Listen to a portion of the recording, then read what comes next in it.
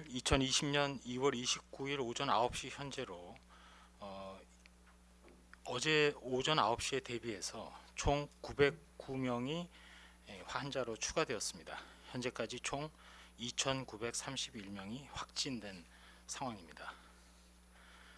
새롭게 확진된 환자 909명을 포함해서 현재까지 총 2,931명의 지역별 발생 현황을 보면 대구 지역이 총 2,055명으로 가장 많고, 그 다음이 경북 469명 등으로 구성되어 있습니다. 대구의 경우는 신천지 대구교회 관련이 현재까지 조사한 것으로는 53.1%를 차지하고 있습니다. 현재 감염병 특별관리지역에서 조사 중인 사례 상당수가 이처럼 신천지 대구교회와 연관성이 있는 것으로 확인이 되고 있습니다. 앞으로 지자체와 협의해서 추가 조사를 진행해 나갈 예정이고, 당분간은 관련 사례가 계속 추가될 것이며, 현재 조사가 진행 중인 사례도 빨리 조사가 완료될 수 있도록 속도를 내도록 하겠습니다. 또한 청도 대남병원과 관련해서 격리 조치 중이던 2명이 추가로 확진돼서 현재까지 총 119명이 청도 대남병원 관련 사례로 확인이 되었습니다. 청도 대남병원에는 현재 대남병원에 입원 중인 36명에 대해서 일제 검사를 실시한 결과 24명이 음성으로 확인이 되었습니다. 또한 국립정신건강센터로 전원된 환자 29명에 대해서도 21명이 음성으로 확인되었습니다. 이에 따라서 아직은 1회 검사이기 때문에 추가 검사에서도 음성이 확인되는 경우에는 격리 해제를 검토할 예정으로 있습니다. 저희 중앙방역대책본부에서는 현재 사망자가 지속 발생하고 있는 상황에 대해서 대부분 기저질환이 있거나 어르신 분들이 되겠습니다. 이러한 분들의 사망을 최소화하기 위해서 여러 가지 대책에 만전을 기하겠다는 말씀을 드리겠습니다. 국내에서 발생한 사망자 16명의 특성을 분석을 해보면 사망자 16명 중 남성이 10명으로 좀 더 많고, 연령별로는 70대 이상이 3명, 그리고 60대가 6명으로 연령이 많은 분들 중에 사망자가 나왔습니다. 또한 사망하신 분들은 모두 만성 신질환이나 만성 간질환, 암 등 기저질환이 있는 것으로 파악되고 있습니다. 또한 여러 차례 말씀드린 대로 청도 대남병원 관련된 사례의 경우에는 장기간 병동에 입원했던 관계로 건강 상태가 좋지 않은 상태인 것으로 파악을 하고 있습니다. 현재까지는 이 사망자와 관련해서 최종적으로 확정된 것은 아니며, 사망 원인과 관련해서는 중앙임상위원회와의 심층 검토를 거쳐서 확정을 해나갈 계획으로 있습니다.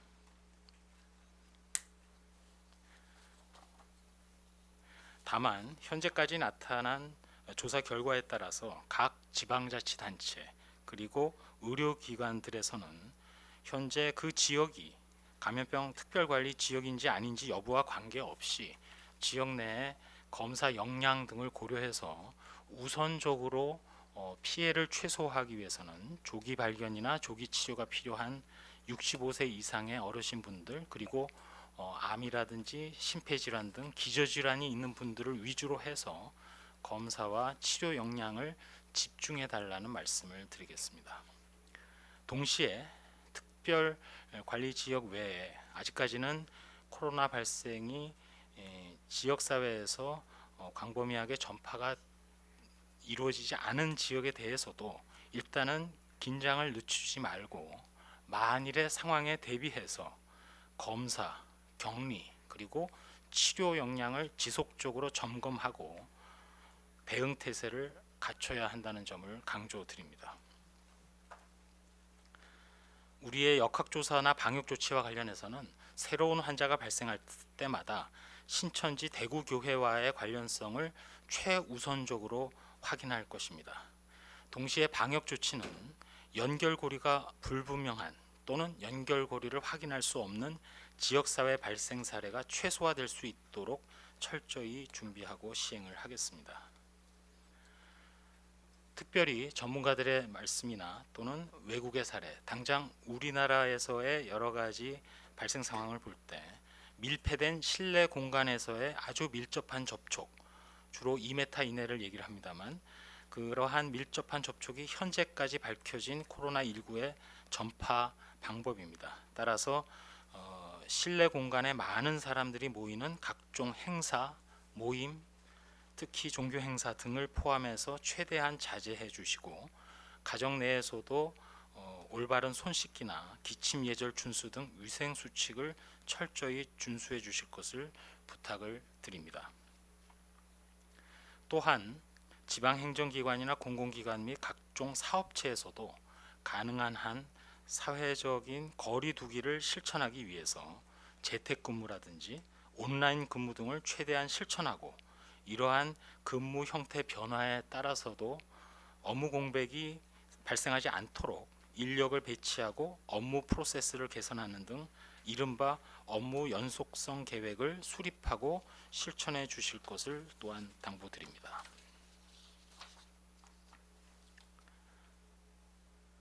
일반 국민들께 말씀을 드리겠습니다. 이번 주말 그리고 이어지는 3월 초까지가 이번 코로나19 유행에 있어서 아주 중요한 시점이라고 판단하고 있습니다. 따라서 앞으로도 이제까지 해주신 것처럼 개인 위생 수칙을 준수하시고 이른바 사회적인 거리 두기를 실천해 주실 것을 계속 강조드리겠습니다. 흐르는 물에 비누로 손을 씻고 옷소매로 입과 코를 가리는 등 기침 예절을 지켜주시는 것이 가장 중요합니다.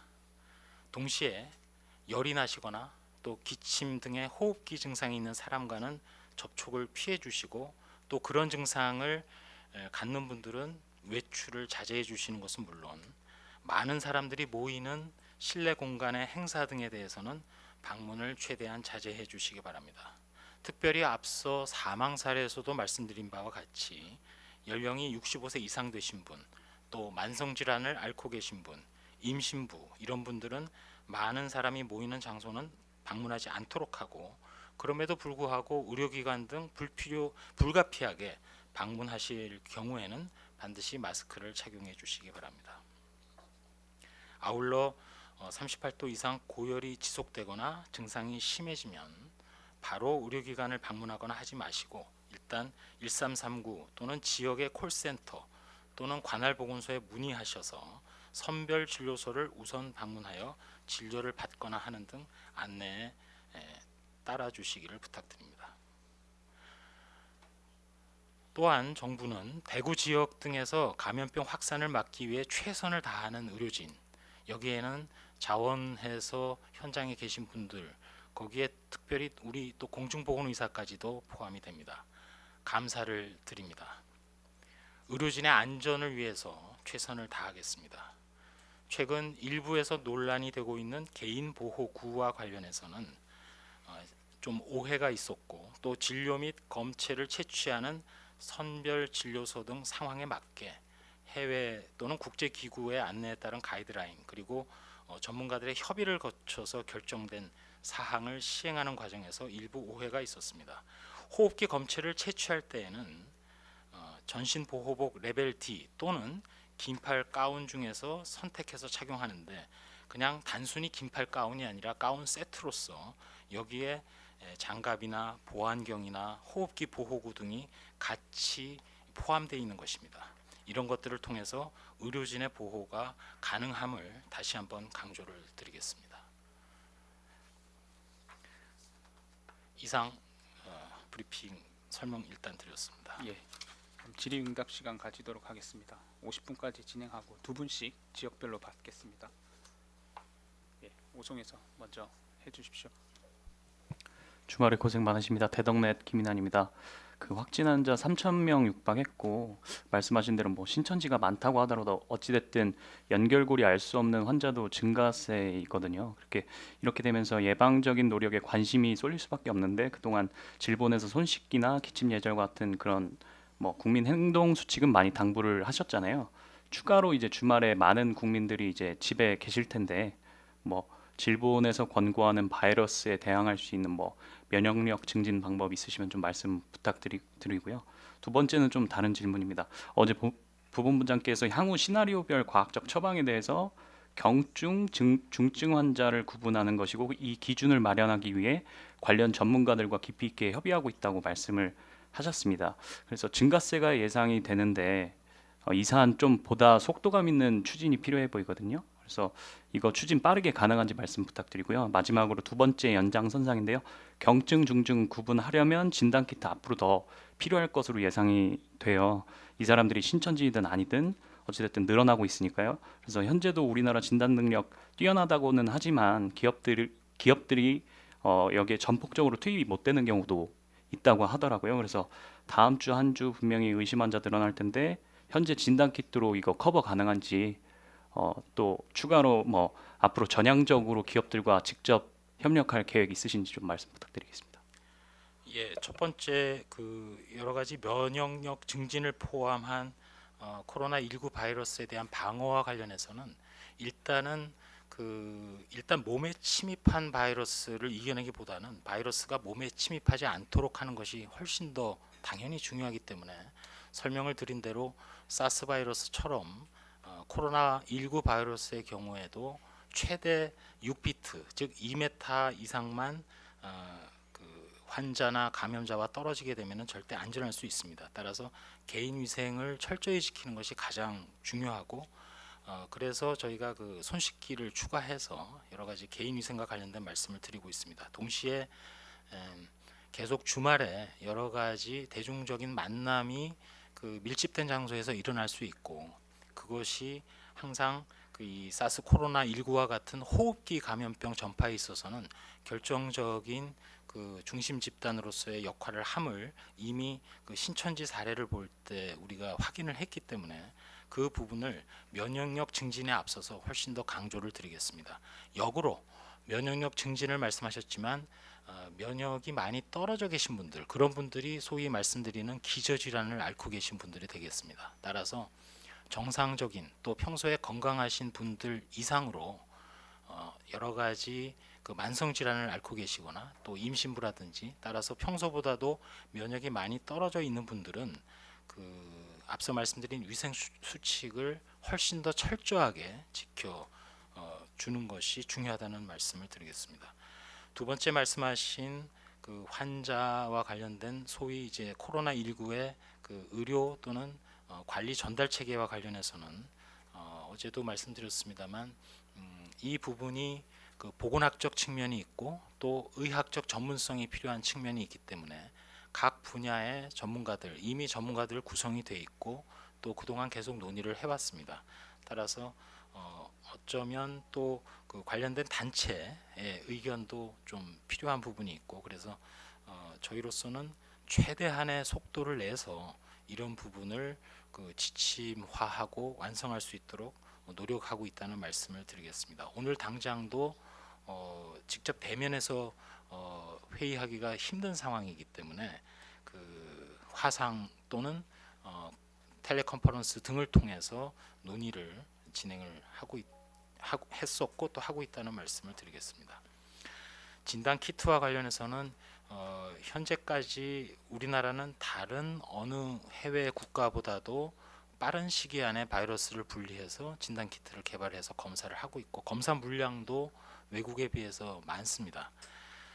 이러한 그 진단 키트가 계속 지속되기 위해서는 진단 키트 제조 능력뿐만 아니라 원료 물질도 확보가 필요해서 중대본 차원에서 지금 그런 부분에 그 만전을 기하기 위해서 진단 키트 물론 외에 여러 가지 그 개인 보호구를 비롯한 그 의료 자원도 저희가 미리미리 대비해서 준비를 하고 있습니다.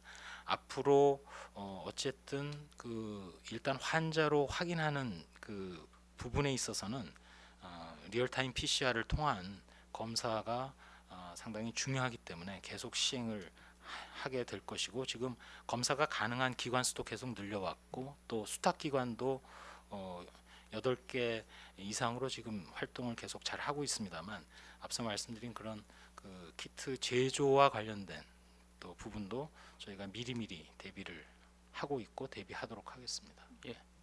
혹시 오송에서 추가 질의 없으시면 세종으로 마이크 넘기겠습니다. 세종에 준비된 두 분, 이투데이 뉴스원 기자님 질문 주십시오.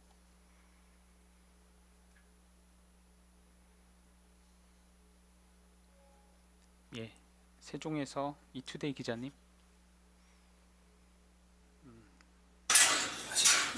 지금 들리시나요? 예, 아, 예.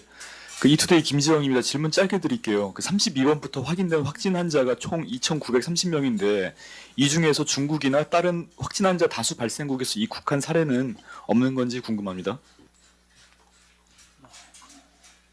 지금 아, 말씀 네, 현재까지는 저희가 이제 해외 여행력이라든지 이런 부분은 사례 숫자가 조금 많다 보니까 아직까지는 확인하고 있는 중이기 때문에 그거는 정리가 되는 대로 별도로 좀 말씀을 드리도록 그렇게 하겠습니다.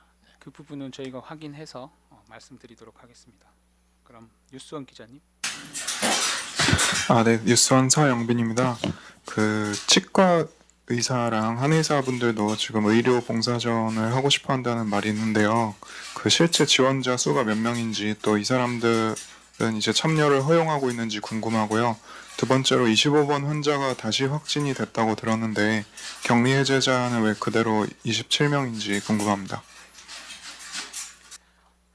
예, 지금 감염병 예방법상 치과 의사 그러니까 직역 영역과 불문하고 이제 신고 의무가 부과가 돼 있습니다. 따라서 의료인이라면 말씀하시는 그런 직역뿐만 아니라 뭐 간호사나 간호조무사라든지 여러 영역에 계신 분들이 각자의 역할을 할 수 있도록 저희가 방역대책본부 차원이나 또는 정부 차원에서 또 자발적으로 참여하고 노력하시려는 분들이 많이 있기 때문에 그런 노력들을 다 받아들여서 시행할 수 있도록 최선을 다하도록 그렇게 하겠습니다. 특별히 특정 영역 그 뭐 치과 진료 중이나 이럴 경우에는 또 코로나 19와 관련해서 생각해 본다면 사실은 여러모로 볼 때 감염 위험도 상당히 높다고 판단할 수 있기 때문에 저희 정부에서는 뭐 의료인 또는 기타 의료인들과 관련해서 여러 가지 직역과 무관하게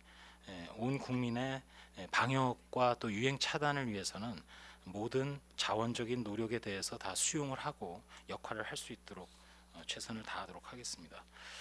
말씀하신 그 두 번째 질문 25번 환자는 이미 확진을 했었고 또 격리 해제됐었고 당연히 퇴원까지 했던 환자였습니다. 근데 현재 그 환자분은 상당히 연세가 많으셔서 46년생으로 저희가 파악을 하고 있고 좀 면역이 좀 저하된 상태에서 이렇게 그 코로나 바이러스 감염증 19가 재발한 것으로 추정을 하고 있습니다. 이런 사례가 이제 우리나라만 지금 있는 것은 아니고 중국 같은 경우도 일단 보고되고 있는 것은 10건 넘게 파악이 되고 있고 최근에 일본에서도 이제 보고가 일단은 되고 있습니다. 그래서 이 부분과 관련해서는 그 중앙임상위원회 자문을 통해서 그 사례 검토를 진행할 예정으로 있습니다.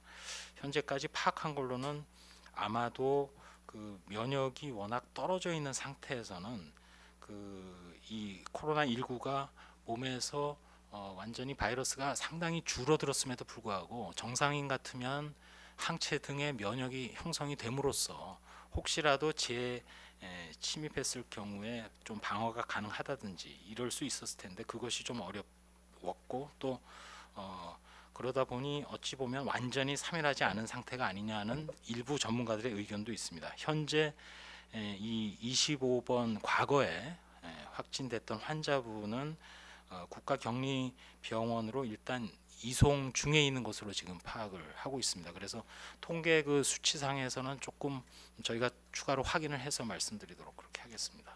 네, 통계 수치는 이 첫째 질문 관련해서요. 그 한의사분들도 의료 봉사전을 한다고 들었는데 이 부분 그 답을 안 하신 것 같아서 한 번 더 여쭤봅니다. 예, 제가 아까 말씀드린 대로 제가 의료인이라 하면 의료법에 따른 각 직역을 다 말씀드린 것이기 때문에 그런 부분과 관련해서는 정부에서는 그 직역이나 또 자격 범위나 뭐 면허 등과 무관하게 그런 노력들을 다 수용을 하고 각 영역에 맞추어서 어떤 역할을 할 수 있는 부분이 있을 것이기 때문에 그런 노력들이 수용되고 또 진행될 수 있도록 최선을 다하겠다는 말씀을 드린 겁니다. 네. 그럼 서울 당산 기자실에 CBS 기자님, KBS 기자님 순으로 질문 주십시오. 네, CBS 송영훈입니다. 그 오전에 차관님께서는 그 대구 지역 확진자의 80%는 의학적인 치료가 필요가 없거나 아니면 뭐 진통제, 해열제 수준을 먹는 매우 미미한 경증 환자라고 말씀하셨고, 나머지 5%는 뭐 기저질환, 그리고 나머지 분들이 이제 뭐 호흡기 이런 쪽에 조금 문제가 있어서 의학적 치료가 필요하다고 하셨는데, 그거를 약간 이제 대구시 의사의 말을 빌려서 해주셨거든요. 근데 실제로 현장에서도 대구시 확진 환자의 80%는 그 정도로 미미한 상태인지 조금 한번 확인 부탁드리고요. 그리고 그렇다면은 그러한 분들은 사실 의학적 치료가 필요 없는 상황이라고 하면은 뭐 다른 곳에서 조금 치료를 받는다거나 중증 환자 중심의 병원 편성이 다시 이루어질 수가 있는 건지, 그거에 대한 뭐 고려라든지 아니면은 고려하지 않고 있다면 이유가 무엇인지 조금 설명 좀 부탁드립니다.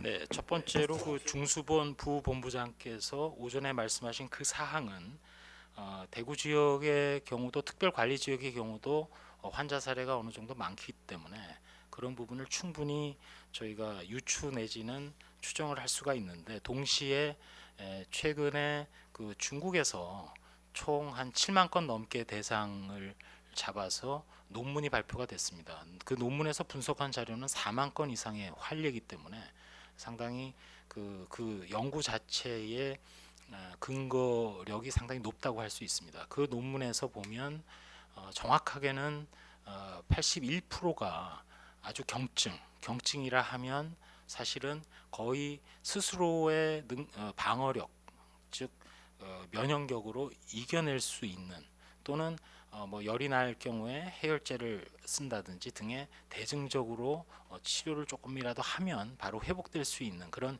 경증으로 분류가 되고 있고, 나머지 부분 중에서 약 한 14% 정도가 이제 조금 이제 중증에 가까운, 그리고 한 5% 정도가 반드시 어느 정도는 입원을 해서 좀 치료를 받아야 되는 그런 것으로 이미 알려져 있습니다. 따라서 그런 부분을 고려를 할 수 있고, 또 현장에서도 그런 것을 임상적으로도 그 사례를 일일이 모아서 분석하지는 않았다 해도 그걸 알 수 있을 뿐만 아니라, 며칠 전에 저희 질병관리본부 국립보건연구원에서 우리나라의 6명의 환자로부터 바이러스를 분리해서 유전자를 분석을 해보니 전 세계의 16개국에서 103명의 환자로부터 분리한 유전자 염기 서열과 다 비교를 해봤습니다. 그랬더니 99.9% 이상에서 100%까지 거의 일치한다는 얘기입니다. 따라서 그때도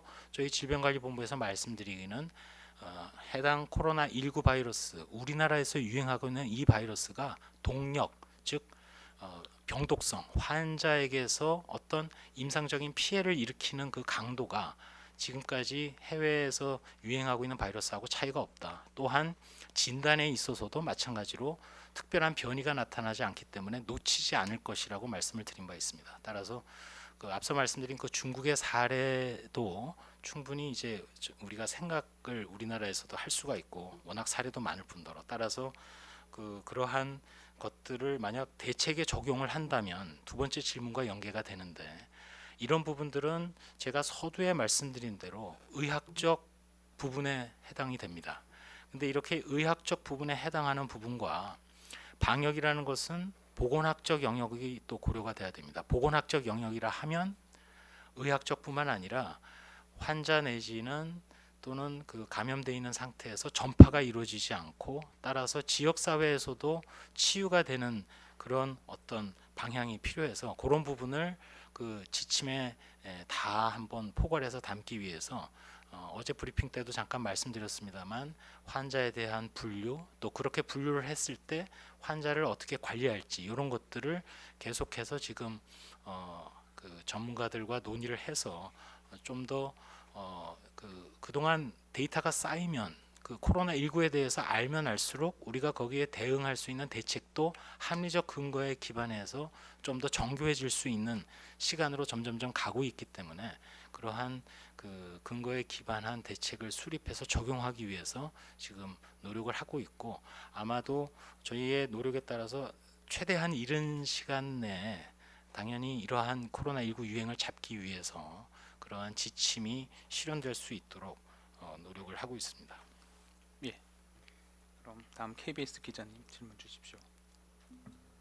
KBS 전현우입니다. 앞에서 잠깐 나왔지만 25번째 확진 환자 사례에 대해서 어떻게 생각하시는지 구체적으로 여쭙고요. 이와 관련해서 퇴원 후에 환자 관리 방안은 어떤 것이 있는지 질문드리고요.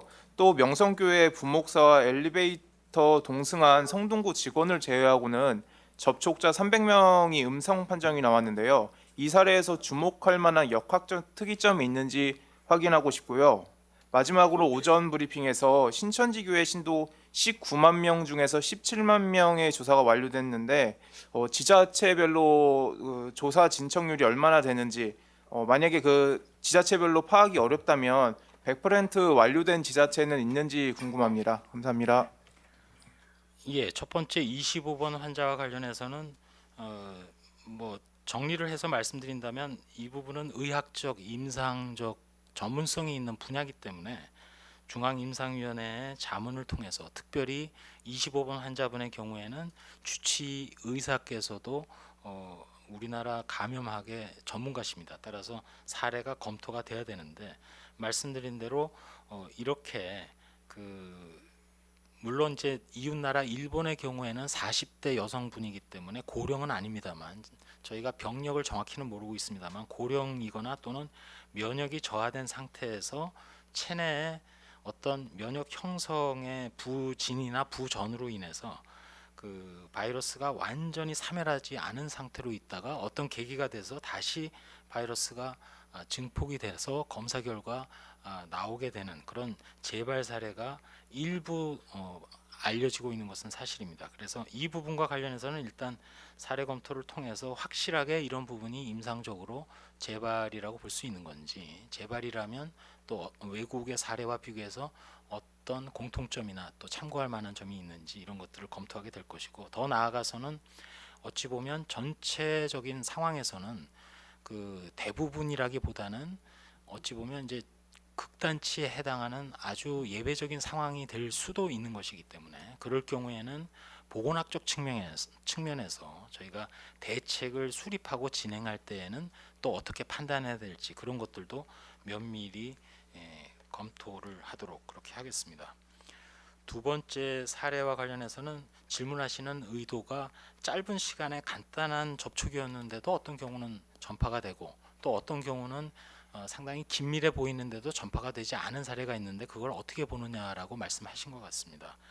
그런 부분과 관련해서도 저희가 지금 거의 2,000건이 넘는 저희가 코로나19 사례가 있는데, 조금 저희가 좀 부족한 면이 개개의 사례가 워낙 짧은 시간에 코어 그룹, 즉 유행을 증폭시키고 있는 중심 그룹에 아주 과도하다고 할 정도로 많은 사례가 짧은 시간에 발견이 되고 확인이 되면서 역학적으로 좀 더 분석을 하거나 또 좀 더 조사를 진행을 하는 데 있어서 애로사항이 있는 것은 사실입니다. 그런 조사를 통해서만이 좀 더 정확한 어떤 전파의 고리들 또 경로들 이런 것들을 확인을 할 필요가 있을 것 같습니다. 그렇게 된다면 그 접촉이라고 하는 부분이 정말 간단했는지 아니면 또 다른 어떤 경우가 있는지를 좀 분석을 할 필요가 있을 것 같습니다.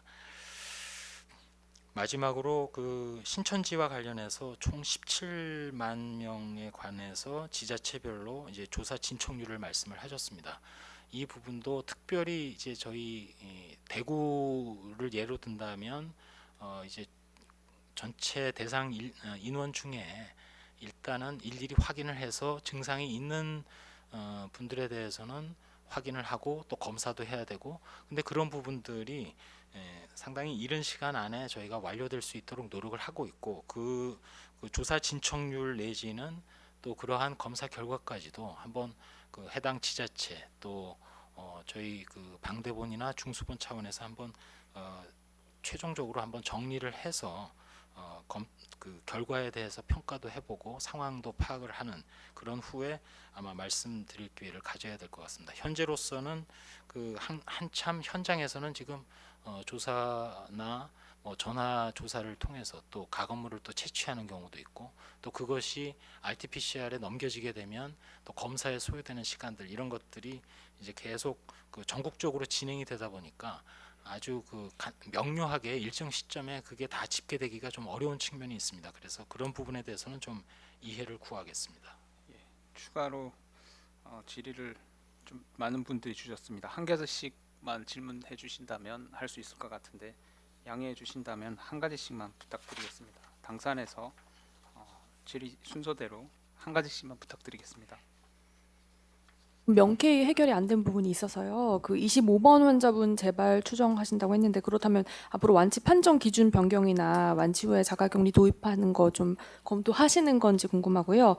이 중국인 입국자 관련한 통계도 좀 궁금한데, 중국인 입국자 가운데서 지금까지 이 바이러스 검사를 한 케이스가 얼마나 되는지, 특히 이 자가진단 앱 설치 이후에 증상이 있다고 응답한 중국인 입국자랑 그로 인한 검사 케이스가 좀 어떻게 되는지 궁금하고요. 그러면은 지금 신천지 신도 1차 조사 결과 또 오전에 브리핑 하셨는데, 지금 속도대로라면 좀 많이 끝났을 것 같은데 지금까지의 진척률 뭐 지자체별로 파악은 하고 있다고 하셨는데 대략적으로라도 궁금하고요. 마지막으로 이 엊그제 본부장님께서 검사 정확성 따져봐야 한다고 하셨는데 국내 검사 정확도에 대해서도 하시는지 궁금합니다. 예, 첫 번째 25번 환자에 대해서는 앞서 말씀드린 대로 그 중앙임상위원회 자문을 통해서 일단 사례를 검토를 하겠다고 말씀을 이미 드렸고, 중국 사례, 일본 사례도 나타난 것은 사실입니다. 다만 이런 것들이 그 개별 사례의 의학적인 특성이 분명히 있는데, 그런 것들을 그 역학적, 보건학적으로 적용하기 위해서는 또 다른 그 전체 환자의 특성이라든지 분포를 다 같이 고려를 해야 되기 때문에 25번 환자에 대해서는 일단은 현재로서는 중앙임상 자문위원회의 전문가 사례 검토를 진행을 하겠다는 말씀을 드리면서, 그런 것을 토대로 해서 다른 어떤 방역 대책에 대해서도 이걸 고려할지, 그런 것들도 전문가들과 논의가 이루어져야 될 상황으로 판단하고 있습니다. 다만 현재까지 저희가 파악하기로는 이런 어떤 그 사례들이 나오고 있는 상황에서 세계보건기구를 비롯해서 전 세계의 유수한 방역 기관들이 각자가 시행하고 있는 뭐 14일간이라는 어떤 기간, 이런 부분에 대해서 변동이 있거나 변경을 했다고는 저희가 파악하고 있지 않습니다.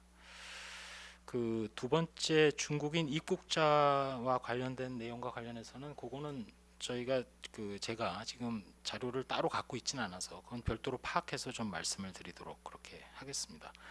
그리고 신천지 교인 관련된 그 대구 상황과 관련해서는 지금의 진행 그 속도나 여러 가지 상황으로 볼 때는 최대한 빠른 시간 안에 어느 정도는 증상이 있는 그 분들의 전체 규모, 그리고 그 중에서도 검사를 시행을 해서 그 중에서 어느 정도 그 유의한 결과가 나왔는지 등을 좀 더 저희가 그 실제로 현황을 좀 더 파악할 수 있는 시기가 곧 올 수 있을 거라고 생각을 하고 있습니다. 그 국내 진단 키트의 정확도와 관련해서는 저희가 계속해서 모니터링을 하고 있습니다. 그래서 이 그 소위 민감도, 특이도 등을 포함해서 검사의 밸리더티, 즉 정확성과 관련해서는 신뢰도도 매우 높다는 것을 계속해서 확인을 하고 있고, 다만 이런 부분과 관련해서는 계속된 평가와 모니터링이 필요한 게, 그 검사와 관련해서 시간이 계속 흐르면서 물량이 많아지기 때문에 혹시라도 그것과 관련해서는 키트나 또는 그 프로세스 이외, 과정 이외에 다른 또 여러 가지 그 소위 위양성 내지는 위음성이 나올 가능성도 있기 때문에 그런 부분은 저희가 신경을 곤두세우고 현장 점검이라든지 이런 것들을 통해서 계속 면밀히 모니터하고 있다는 말씀드리겠습니다. 저희가 3시에 또 브리핑이 준비되어 있어서 두 분만 더 받고 나머지 분들에 대한 질문은 또 문자나 전화로 받겠습니다. 아시아경제 기자님 유스핀 기자님 두 분 부탁드립니다. 예, 간단히 하겠습니다.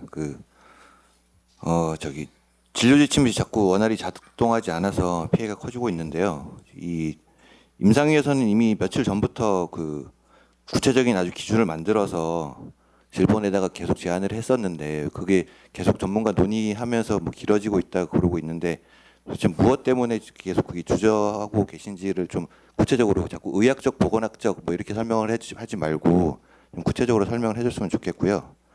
그리고 또 퇴원 기준을 좀 완화하는 방안까지 검토하고 있는지도 알려주시면 감사하겠습니다.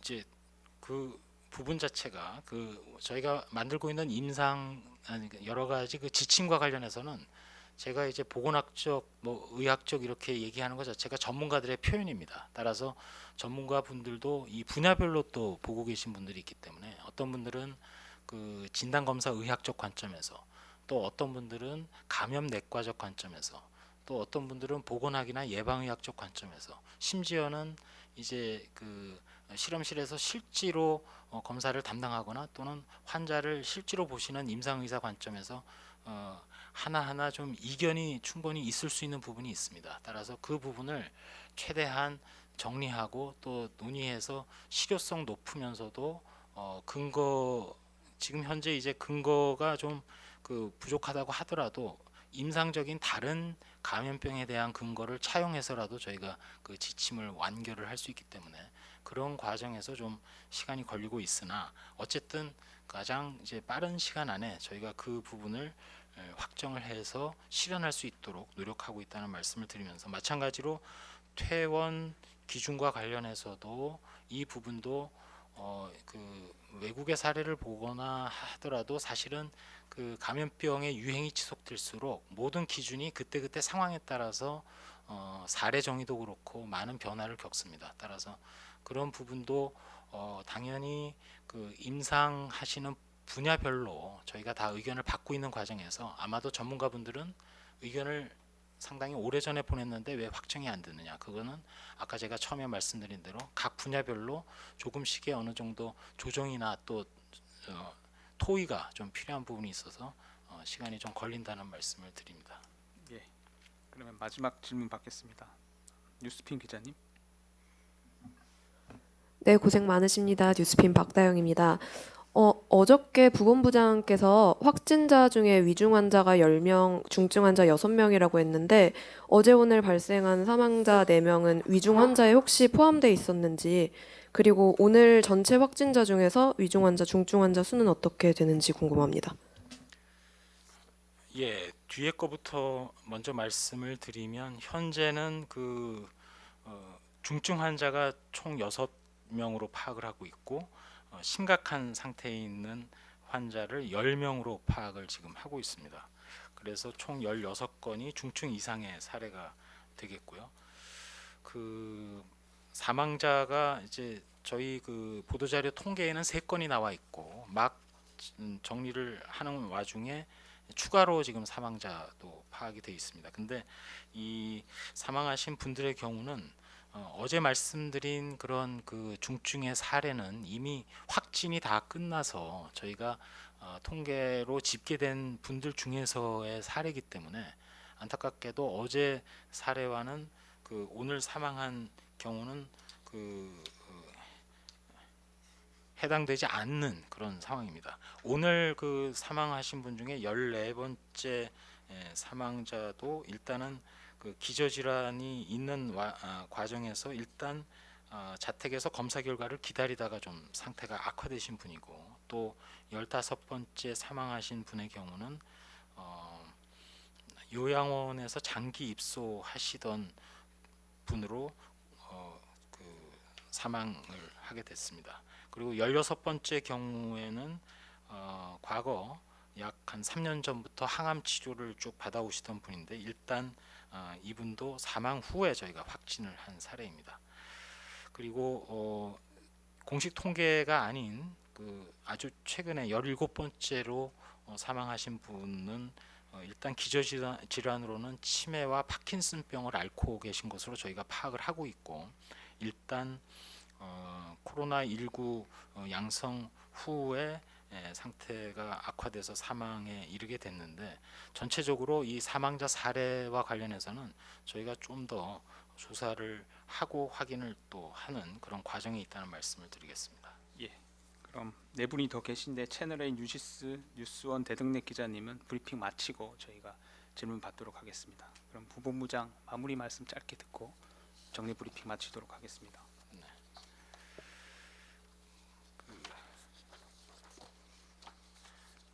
아까 말씀 주신 대로 코로나19와 관련해서 중국의 대규모 환자에 대한 조사를 보게 되면 다행히도 80%가 조금 넘게는 경증을 보이고 있는 것이 현재까지 파악된 바입니다. 비록 코로나19가 과거에 유행한 신종플루와 달리 우리가 치료제라든지 백신이 지금 없는 상태이긴 합니다. 그럼에도 불구하고 아주 근접한 거리에서 호흡기로 전파되기 때문에 우리가 사회적 거리 두기 그리고 증상이 있는 분들이 외출을 절대 하지 않는 것, 또 손 씻기라든지 기침 예절 등을 통해서 전파의 연결고리를 중간에 차단하는 것, 이런 것들의 노력이 더해진다면 어제 말씀드린 대로 우리가 계절 인플루엔자 자체를 그러한 개인 위생으로 최근에 3분의 2 이상 감소시킨 그런 성과를 거둔 것처럼 코로나19의 경우에도 충분히 중심 집단 이외의 지역 사회에서의 유행으로 인한 어떤 피해라든지 유행 그 자체도 최소화할 수 있는 것이 사실입니다. 따라서 거듭 강조드리는 것은 특별히 주말을 맞아서 여러 집회라든지 모임 이런 것들을 삼가해 주시고 혹시라도 불가피한 경우가 있다면 긴밀한 접촉 거리를 항상 고려하셔서 또 거기에 더해서 손 씻기라든지 기침 예절 등을 준수를 해주시고 본인이 몸이 좀 이상하거나 열이 나거나 호흡기 증상이 있을 경우 특별 관리 지역이 아닐 경우에는 일단은 외출을 자제하면서 며칠 열이 가라앉거나 하는 것을 좀 보시면서 만약에 4일, 5일째가 되더라도 별다른 차도가 없을 경우에는 1339라든지 지역의 콜센터를 통해서 선별 진료소를 이용하시는 그런 국민 여러분 한 분 한 분의 노력이 코로나19를 퇴치하는 데 가장 중요하다는 말씀을 올리면서 브리핑과 또 문답을 마치고자 합니다. 이상 정례 브리핑 마치도록 하겠습니다. 참석해 주신 분들 감사드립니다.